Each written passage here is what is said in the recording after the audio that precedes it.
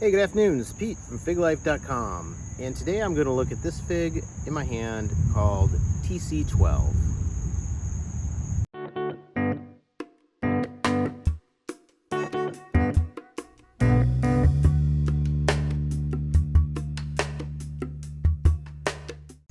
All right, so I'm going to look at TC12 again.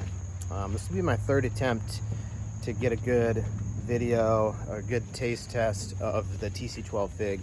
The first time I tried it, it was really early in the season, and it ended up not being fully ripe.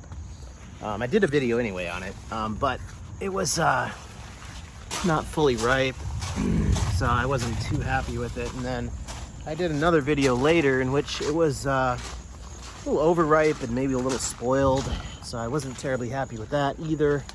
So I'm gonna look at this fig again, and I think I have a good, well-ripened fig this time. So again, this is my TC12 tree.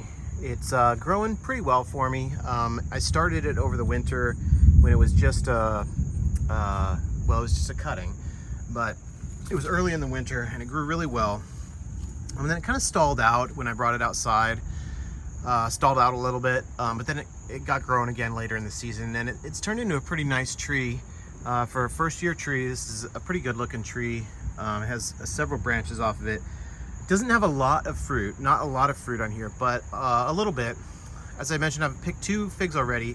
I've got this one here in my hand, and then I've got another one ripening here, and then there'll be another one ripening here pretty soon.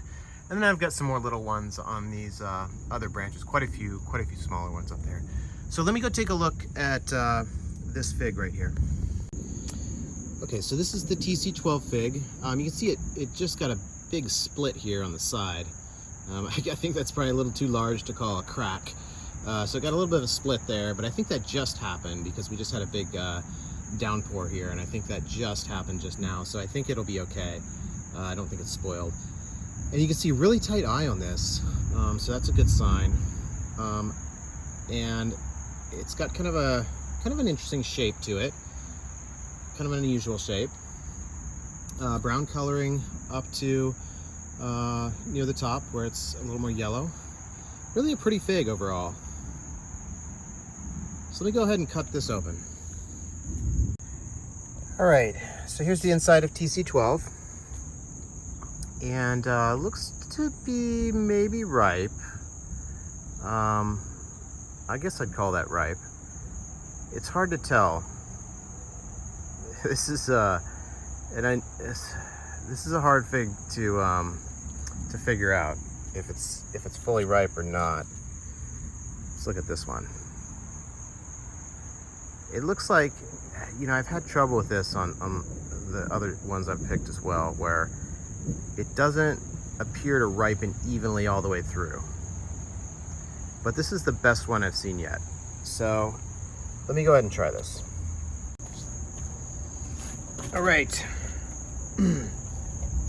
So here we have the closest thing to ripe that I've seen yet from my TC12 tree. And I still can't tell, looking at it, if it is in fact fully ripe or not. Only one way to find out. So this is TC12.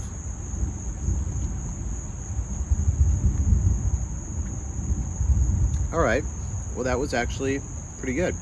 Well, it wasn't bad anyway. It's not the best fig I've had. A little bit of sweetness. Let me see, let me try that one more time.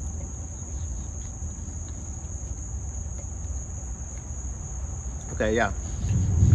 So it does have a sweet flavor. I'm not really getting a lot of berry from it. More of just like a nice sweet,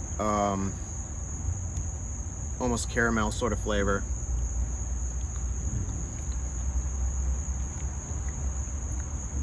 But it does appear to be ripe. I mean, you can see the kind of the skin coming off of there. And there's a little bit of syrup in there, not a lot, just a little bit.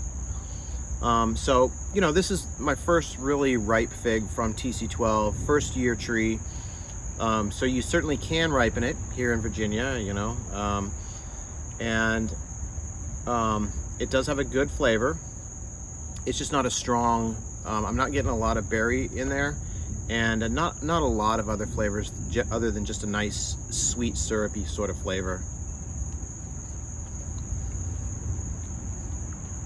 But those could develop, you know, as the season progresses, or as the tree gets older. But it is nice at least to get a ripe fig off TC12.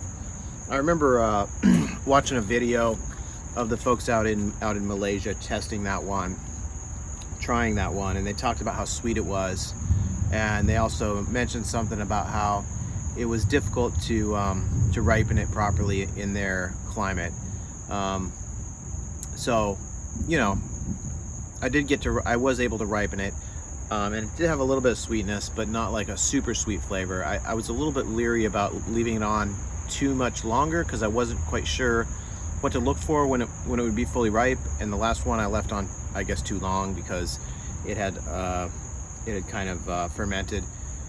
But this one actually definitely was not overripe, and was probably pretty close to being ripe. I think it just either it just takes some time to get that fig to really develop more flavor, or maybe I do need to leave it on a little bit longer. I'm not exactly sure, but in any case, it was nice to get a ripe-ish fig off TC12, and looking forward to trying more figs from that tree. So if you enjoyed this video, please hit subscribe. Check out my website, www.figlife.com. Thanks.